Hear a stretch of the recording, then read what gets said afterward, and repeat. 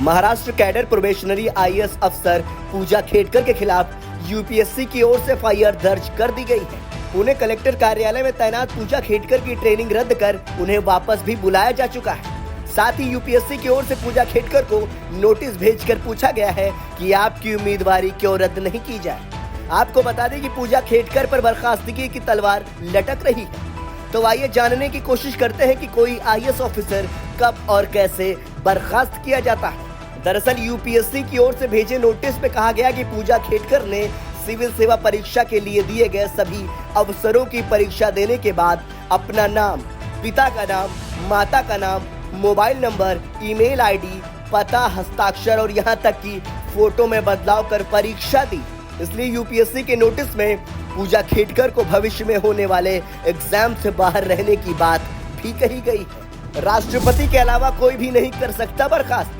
वास्तव में आईएएस अफसरों के साथ ही केंद्रीय सेवाओं के सभी अफसरों की नियुक्ति राष्ट्रपति करते हैं। सरकार इनकी नियुक्ति को गजट में अधिसूचित करती है, इसीलिए ये अफसर गजटेड अफसर कहे जाते हैं। इनमें आईएएस, आईपीएस और आईएफएस जैसे सेवाओं के अधिकारी शामिल होते हैं। ऐसे में इन अफसरों को राष्ट्रपति के अलावा और कोई भी बर्खास्त नहीं कर सकता है। संविधान के अनुच्छेद 311 में सेवा और बर्खास्तगी के नियम, आईएएस अधिकारी के सेवा के नियम और बर्खास्तगी के बारे में संविधान के अनुच्छेद 311 में बताया गया है। इसमें कहा गया है कि कोई भी व्यक्ति जो संघ की सिविल सेवा या अखिल भारतीय सेवा या राज्य की सिविल सेवा का सदस्य होता है, उसकी नियुक्ति करने वाली अथॉरिटी के अलावा कोई और उसे पद से हटा नहीं सकता।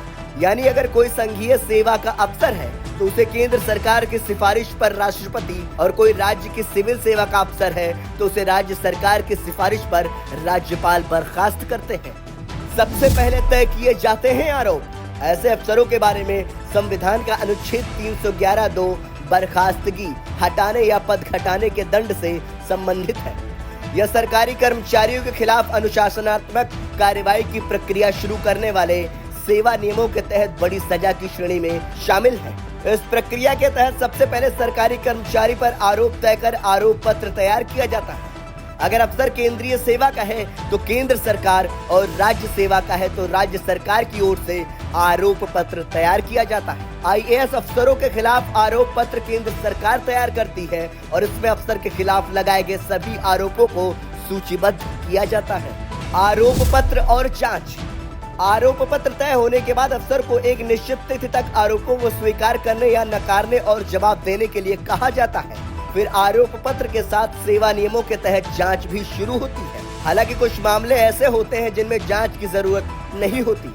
अगर किसी अफसर को उसके आचरण के आधार पर बर्खास्त किया जाता है या हटाया जाता है या फिर उसका पद घटाया जाता है जिसके कारण उसे आपराधिक आरोप में दोषी ठहराया गया है, तो जांच की जरूरत नहीं रह जाती। यहाँ से गुजरती है फाइल। किसी आईएएस अफसर के खिलाफ कार्रवाई के लिए राज्य सरकारें या केंद्रीय मंत्रालय, विभाग समय समय के भीतर प्रस्ताव भेजते हैं। किसी आईएएस अफसर के खिलाफ कार्रवाई के लिए राज्य सरकारें या केंद्रीय मंत्रालय समय सीमा के भीतर प्रस्ताव भेजते हैं। यह प्रस्ताव कैडर कंट्रोलिंग अथॉरिटी को भेजा जाता है। इसके बाद ही बर्खास्तगी की प्रक्रिया शुरू होती है। प्रोबेशन पीरियड में पूजा खेडकर, जहां तक मामला पूजा खेडकर का है तो वह अभी प्रोबेशनरी पीरियड में है, यानी Indian administrative service IAS probational rule 1954 के तहत उनकी नियुक्ति प्रोबेशन पर की गई है। सिविल सेवा परीक्षा पास करने के बाद आईएएस कैडर पाने वाले सभी अभ्यर्थियों को 2 साल के लिए प्रोबेशन पर नियुक्त किया जाता है। अगर केंद्र सरकार चाहे तो इसे और 2 साल के लिए बढ़ा सकती है। इस दौरान Lal Bahadur Shastri national academy of administration से लेकर भारत दर्शन तक की ट्रेनिंग दी जाती है। इसके बाद परीक्षा देनी पड़ती है। इसमें पास होने के बाद ही कोई आईएएस अफसर बनता है। प्रोबेशनरी अफसरों की बर्खास्तगी के नियम, प्रोबेशनरी अफसरों की बर्खास्तगी के लिए भी नियम है। अगर कोई प्रोबेशनरी आईएएस अफसर ट्रेनिंग के बाद एग्जाम में फेल हो जाता है तो उसे री-एग्जाम का मौका मिलता है। इसमें फेल होने पर उसकी सेवा समाप्त हो सकती है। इसके अलावा अगर केंद्र सरकार को लगता है कि कोई प्रोबेशनरी अफसर नियुक्ति के योग्य नहीं है तो उसे बर्खास्त किया जा सकता है। सबसे पहले बर्खास्त हुए थे आईएएस अफसर अरविंद जोशी। देश में बर्खास्त होने वाले पहले आईएएस ऑफिसर साल 1979 बैच के अरविंद जोशी थे।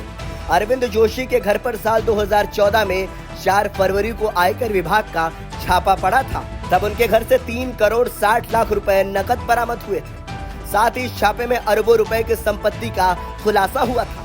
मध्य प्रदेश कैडर के आईएएस अफसर अरविंद जोशी की पत्नी टीनू जोशी भी आईएएस अफसर थी। इनके सरकारी आवास पर छापे के अगले दिन ही दोनों को निलंबित कर दिया गया था। मामले की जांच के बाद मध्य प्रदेश सरकार ने दोनों को सेवा से हटाने का प्रस्ताव अक्टूबर 2011 में केंद्र सरकार को दिया था और जुलाई 2014 में दोनों को बर्खास्त कर दिया गया था। ब्यूरो रिपोर्ट, संदेश वाहक।